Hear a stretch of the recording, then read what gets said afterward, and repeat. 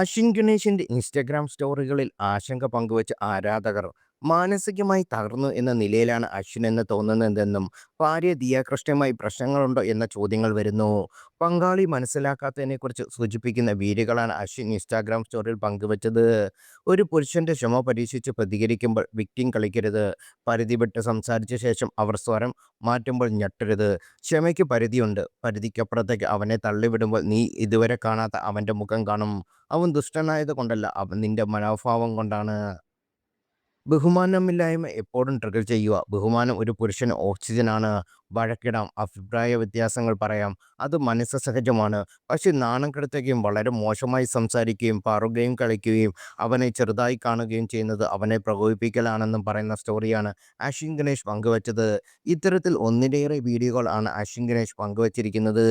അശ്വിൻ അത്രയ്ക്കും സഹിയിട്ട് കൊണ്ടായിരിക്കാം സോഷ്യൽ മീഡിയയുടെ നീരസം പ്രകടിപ്പിച്ചെന്നാണ് എല്ലാവരും പറയുന്നത്. അശ്വിനെ ദിയ ഒട്ടും ബഹുമാനിക്കുന്നില്ലെന്ന് നാളുകളായി ദിയയുടെ ആരാധകർ തന്നെ പറയുന്നുണ്ട്. സാമ്പത്തികമായി ദിയയേക്കാൾ പിന്നിലാണ് അശ്വിൻ. ദിയ എപ്പോഴും അശ്വിനെ ഇടിച്ചു താഴ്ത്തി സംസാരിക്കുന്നു എന്നാണ് എല്ലാവരുടെയും വിമർശനം.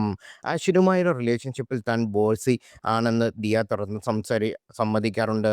അശ്വിൻ്റെ മാനസിക നില വ്യക്തമാക്കിയാണ് പങ്കുവച്ച മറ്റൊരു സ്റ്റോറി. പുരുഷൻ പൊട്ടിത്തെറിക്കുന്നത് വരെ അവൻ്റെ മാനസിക നില ആരും പരിഗണിക്കുന്നില്ലെന്ന് ഈ സ്റ്റോറിയിൽ പറയുന്നു. ജോലിഭാരവും ദിയയുടെ ബഹുമാനമില്ലായ്മയും അശ്വിനെ ഏറെ ബാധിക്കുന്നുണ്ടെന്ന് എല്ലാവരും പറയുന്നു. നേരത്തെ ദിയയുടെ വീട്ടിൽ അശ്വിന് പരിഗണന ലഭിക്കുന്നില്ലെന്നും അഭിപ്രായങ്ങൾ വന്നിരുന്നു. കുഞ്ഞിൻ്റെ മുഖച്ഛായ അച്ഛനെ പോലാണെന്ന് പറയുമ്പോൾ ദിയയ്ക്ക് ഇഷ്ടപ്പെടുന്നില്ലെന്നും കുഞ്ഞ് തന്നെ പോലാണെന്ന് സ്ഥാപിക്കാൻ ശ്രമിക്കുന്നുവെന്നും നേരത്തെ കമൻറ്റുകൾ വന്നു. സോഷ്യൽ മീഡിയയിൽ തൻ്റെ ജീവിതം അധികം തുറന്ന് കാണിക്കേണ്ട എന്ന തീരുമാനത്തിലാണ് ദിയ ഇപ്പോൾ.